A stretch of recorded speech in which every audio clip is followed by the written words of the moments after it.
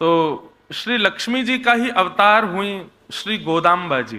तो श्री गोदाम्बा जी दक्षिण भारत में, उन्होंने जब भागवत में रास पंचाध्याय सुना, ठाकुर जी की रास बिहार की लीला को सुना, तब से ठाकुर जी के प्रति उनका प्रेम भाव प्रकट हो गया। तो ये बात निश्चित थी वो लक्ष्मी ही हैं, तो इसलिए उनका प्रेम तो अनायास होना ही था ठाकुर जी से। पर उनका भाव था कि जिस प्रकार गोपियों ने रास बिहार किया, वैसा रास बिहार अभी तक लक्ष्मी जी का नहीं हुआ ठाकुर जी से। तो श्री गोदाम्बा जी इसी कलिकाल में उनका भाव था। तो उनके पूज्य पिताजी महाराज वे नित्य श्री रंगनाथ भगवान की सेवा के लिए जाते थे। दक्षिण में तिरुचिरापल्ली में श्री रंगनाथ भगवान का सुंदर मंदिर है। तो श्री रंगनाथ भगवान के दर्शन सेवा के लिए गोदाम्बा जी के पूज्य पिताजी महाराज जाते थे। तो सेवा में जाने से पहले स्नान आदि करते, अपरस का भाव रखते और ठाकुर जी को पधराने वाली मालाओं को शुद्ध करके एक स्थान पर रख देते। उसके बाद स्नान के लिए जाते। तो जैसे ही उनके पिताजी स्नान को जाते तो गोदाम्बा जी ठाकुर जी को पहनाने वाली माला को पहले स्वयं पहन लेती और पहन करके रास करती, निरंतर भाव रखती। उनका भाव यह था कि मेरे प्रियतम है। बंधुओं, माला का भाव यह है कि आप अपने गले की माला सबको नहीं पहना सकते। ऐसे ही भक्त अपने गले की माला ठाकुर जी को धारण नहीं करा सकता। पर श्री गोदाम्बा जी के मन में तो प्रियतम का भाव था। तो जितनी देर उनके पिताजी निवृत्त होते स्नान आदि से, अपरस के भाव में जाते थे मंदिर में, उतनी देर वो माला पहन करके नृत्य करती थी। और जैसे ही पिताजी का बाहर आने का समय होता, तुरंत माला व्यवस्थित करके चली जाती और उनके पिताजी वही माला ले जाते और जाके श्री रंगनाथ भगवान को पहना देते।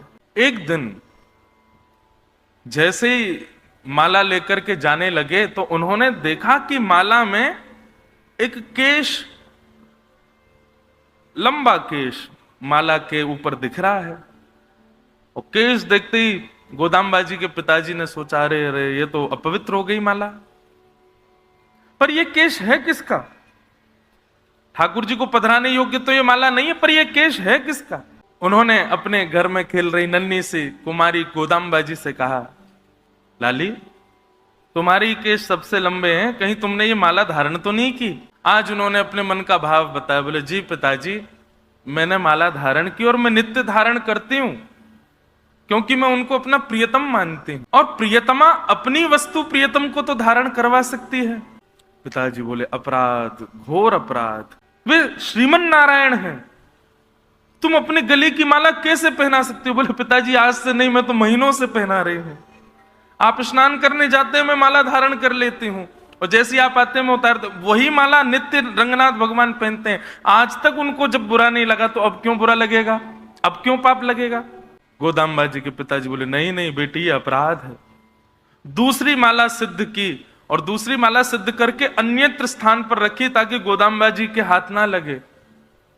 और पुनः स्नान करके उस नवीन माला को लेकर के जैसे ही मंदिर में गए, श्री रंगनाथ भगवान के कंठ में जैसे ही माला को पधराया, माला टूट करके गिर पड़ी। ठाकुर जी ने धारण नहीं की।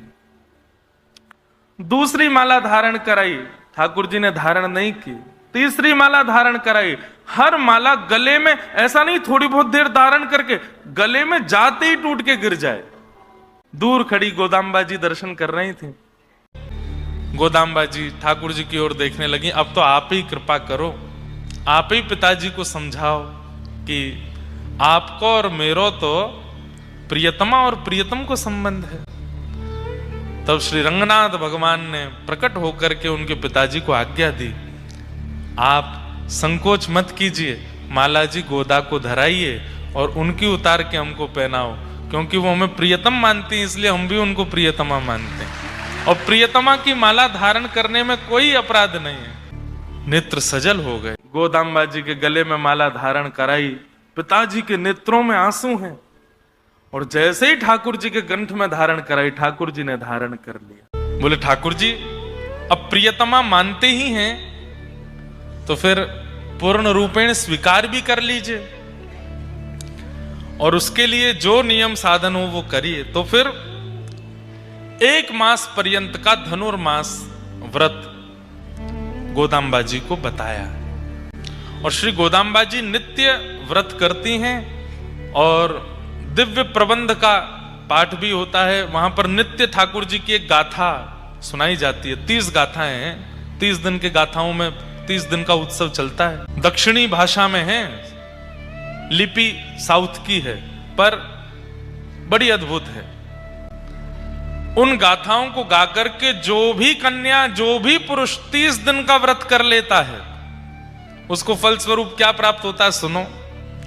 30 दिन बाद जैसे ही गोदाम्बा जी का व्रत पूर्ण हुआ, पिताजी के स्वप्न में ठाकुर जी आए और कहा, अब आपकी पुत्री को हम स्वीकार करेंगे, इनका स्वयंवर करो। बोले स्वयंवर क्या करना है? जब आप स्वीकार कर ही चुके हो, जब आप मान ही चुके हो कि आप इनको स्वीकार करोगे पत्नी रूप में, तो आप आ जाइए। स्वयंवर में तो बहुत सारे वर आते हैं। तो बोले आपकी जो लाली गोदाम्बा है, इन्होंने इतना सुंदर दिव्य व्रत किया है कि मेरे जितने भी रूप हैं दक्षिण में, चाहे वो वेंकटेश तिरुपति बालाजी हैं, चाहे वो रंगनाथ हैं, चाहे वो वरदराज हैं, चाहे वो संपत कुमार हैं, सबके चित्त में इच्छा हो रही है, बोले गोदाम्बा जी से तो हम ब्याह करेंगे। मतलब एक ही ठाकुर जी हैं, एक ही ठाकुर जी के अलग अलग रूप हैं, जैसे राधा रमण जी, राधा वल्लभ जी, बिहारी जी, मदन मोहन जी, गोपीनाथ जी, आदि आदि सब ठाकुर जी के एक ही ठाकुर जी हैं, पर सबके रूप अलग अलग हैं। ऐसे ही दक्षिण में भी नारायण एक ही है, पर उनके रूप अलग अलग हैं, मंदिर अलग अलग हैं। ठाकुर जी बोले सबकी इच्छा हो गई है इनका व्रत देख करके कि इनसे ब्याह तो हम करेंगे। मतलब सोचो, अब हम लोग उत्तर भारतीय हैं, इसलिए हमको वृंदावन के मंदिरों से समझाना पड़ेगा कि किसी भक्त की भक्ति पर राधारमण जी भी रीझ गए, बिहारी जी भी रीझ गए, राधा वल्लभ जी भी रीझ गए, मदन मोहन जी भी रीझ गए, गोविंद देव जी और गोपी, सब में होड़ लगी है। बोले यहाँ पे कृपा तो हम करेंगे। ऐसे ही दक्षिण में हो गया। तो इसलिए ठाकुर जी ने कहा आप तो स्वयंवर करो, और स्वयंवर का नियम जो पहले मंडप में आ जाएगा उसका विवाह गोदाम्बा जी से होगा। बंधुओं, इसे कहते हैं रास। ठाकुर जी में होड़ लग रही है भक्त के पास जावेगी, तुम पीछे हटो, मैं पहले जाऊंगा। तो श्री गोदाम्बा जी के पिताजी ने पत्री बनवाई, शादी की जैसे पत्रक होती है, और प्रत्येक दिव्य देश में जाकर के ठाकुर जी को निमंत्रण देकर के आए कि हमारी लाली को ब्याह है, आप भी दुल्हा बन के आओ, क्या पता जयमाल हो जाए। तिरुपति गए, रंगनाथ गए, श्री वरदराज गए, श्री संपत कुमार गए, उत्तर में बद्री विशाल गए, जगन्नाथपुरी गए, द्वारिकापुरी गए, सब जगह पत्रक बांट करके आए पिताजी सारे मंदिरों में। वो हमारी लाली का स्वयंवर हो रहा है, सारे हरि, सारे ठाकुर जी आ जाओ, जो पहले पहुंचेगा वहां से ब्याह। पत्रक पहुंच गया। अब यहां श्री रंगम में विराजमान श्री रंगनाथ भगवान वो बड़ी चिंता में बैठे हैं। तभी गरुण जी आदि सब आकर के बोले, जय जय, बड़े चिंता में हो, कहा बात है? बोले हमको ये लग रही है कि ये गोदाम्बा जी तो हमसे प्रेम करती हैं, पर ये हमारे ही स्वरूप हैं साबरे, और सब में होड़ लगी है। वहां जगन्नाथ जी तैयारी करे बैठे, बोले मैं पहले पहुंचूंगा। बद्रीनाथ जी कह रहे हैं मैं तो ऊंची पहाड़ी थी, सीधी छलांग मारूंगा, दक्षिण ही पहुंचूंगा।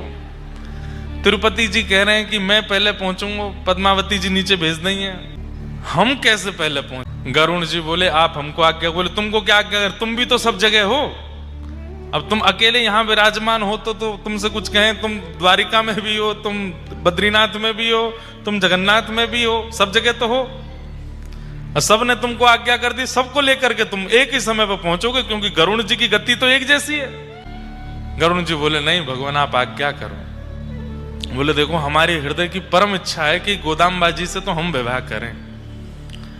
अगर तुम हमारी बात मानो, बाकियों की मत मानना, बाकी तुम्हारी प्रतीक्षा में बैठे रहे, थोड़ा विलंब कर देना, हमको पहले पहुंचा दो। तो श्री गरुण जी बोले हमको क्या मिलेगा फिर?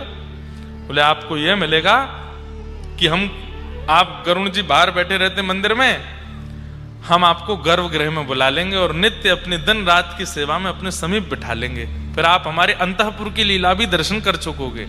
इतने वर्षों से आप बाहर बैठे हो, गरुण जी का स्तंभ बाहर ही होता है, लेकिन ठाकुर जी ने उनको वचन दे दिया कि हम आपको भीतर विराजमान कर लेंगे, अपने गर्भगृह में अपने पास बिठा लेंगे, ताकि तुम हमारी प्रत्येक कैंकर्य का दर्शन कर सको। गरुण जी बोले तो ठीक है फिर। अच्छा, गरुण जी ने भी सबसे पूछा आप हमें क्या दोगे? जगन्नाथ जी ने कही महाप्रसाद दे देंगे। जो विशेष देगा उसको पहले पहुंचा दूंगा।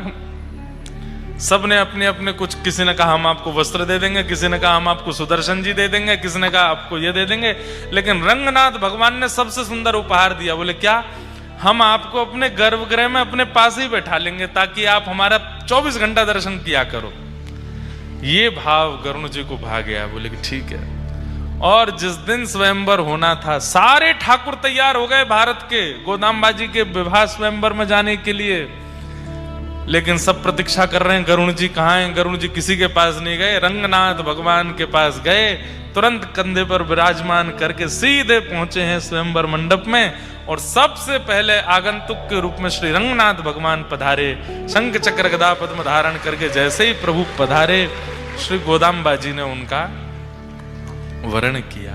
जैसे ही जयमाल पड़ रही थी, उसी समय द्वार के भीतर प्रवेश कर रहे हैं श्री तिरुपति बालाजी, उसी समय श्री जगन्नाथ जी, द्वारिकाधीश जी सब रे आए। बोले रह गए हम तो, गरुण कहाँ हैं? गरुण जी बोले आपसे भी बढ़िया ऑफर मिला था हमको, इसलिए इनको पहले लिया है।